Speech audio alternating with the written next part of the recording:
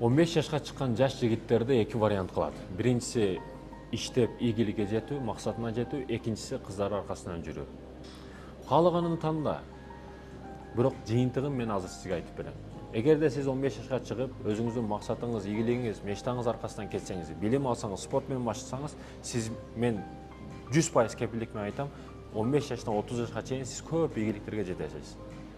Өзүңүз ойлогон жашоого жетесиз. Үй саласыз, машина аласыз, бардык мындайча айтканда падышачылык түзүп коесуз да. Анан ханышалар өздөрү келет. Кыз мындайча айтканда толтура табылат сага деген.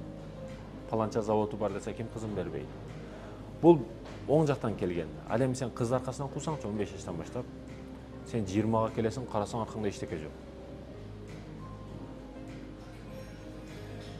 Мектеп бүтүрдүң 10 жылдык болуп калдык, кайсы машина арендага алып мактанганым менен барсам экен деп ойлонуп каласың. Себеби жашооңдо результат жок сенин. Ошо жашка келесиң, дагы эле кыздар аркасынан жүрө бересиң, бирок бириң бир тыйын болбойт да.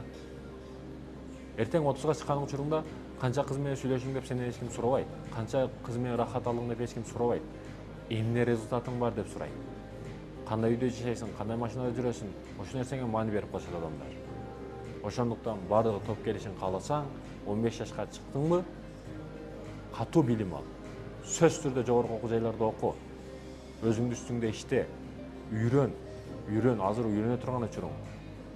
Үйрөтө турган эмес. Кыздар аркасынан кула турган учур эмес азыр. Бул маселеге маани бер.